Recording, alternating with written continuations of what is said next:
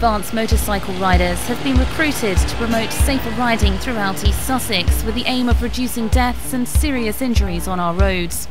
With the help of the specially designed fire bike, the team have set out to encourage the county's riders to take advanced lessons to improve their skills.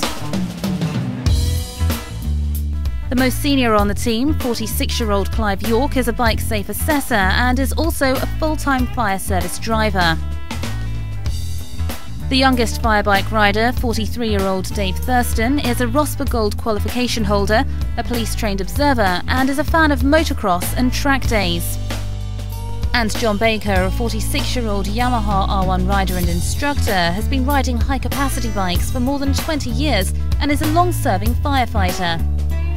As a fire service, we are becoming far more proactive in road safety projects. One of our target audiences were the large capacity motorcycle riders that were having serious injuries and deaths.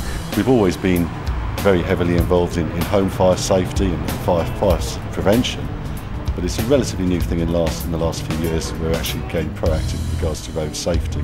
The aim of it is to prevent people from having the accidents in the first place, and therefore we're not going to have to come along and sort of pick up the pieces afterwards. Basically, the riding of the motorcycle is only really a small percentage of what we do, but when we are out and about on the road, it does get some looks and some glances from members of the public, obviously keen to find out what's going on. The majority of our work is when we actually turn up at various events or bikers meets. It does draw the crowds in, which is exactly what it's designed to do. With the fire service, they don't feel that intimidation, which is one of the reasons that the police are happy to work alongside us, because they will come over and talk to us quite happily, and we can get the road safety message across in a far more relaxed environment. There's different types of people using the roads, and the idea is that you can get from A to B in a safe and efficient manner. Still enjoy the ride, and enjoy it responsibly. The firebike team have travelled to Hastings to join in the festivities at the May Day Motorcycle Festival, which witnesses more than 4,000 motorcycles take part in the rally. This is the ideal opportunity to educate riders at the festival and show off the firebike. Colin, Dave and John take time out to give us some essential safe riding tips. My top tips: check the weather conditions. If you think it's going to rain when you're out or the weather conditions are going to be bad, think about taking waterproofs. If you're riding in the group, look at how you're riding the group. Don't put the slowest rider at the back, otherwise he then has to struggle to keep up.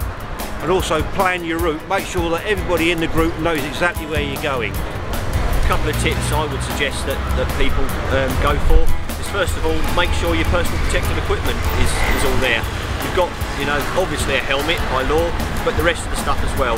Full leathers, armour, boots, and all the protective equipment, gloves especially, that you need.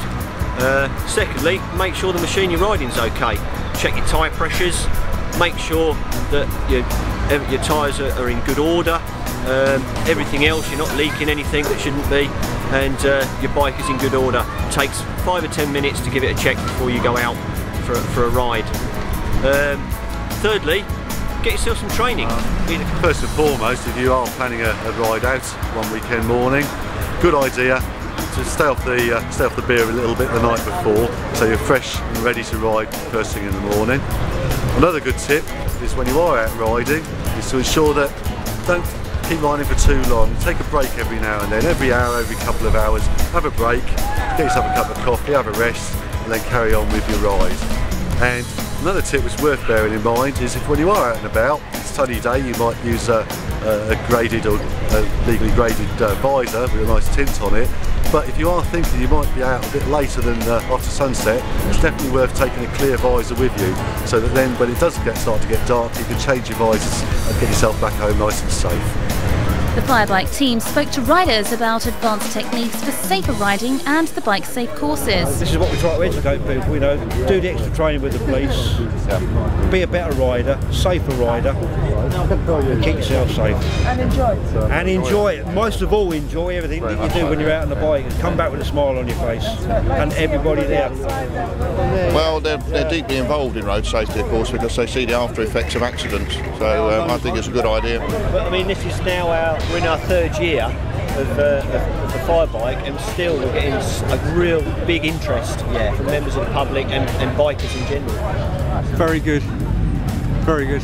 Especially about like the potential insurance premiums being saved if you take the course, like £50, and if there's a reduction on the insurance, it's worth doing.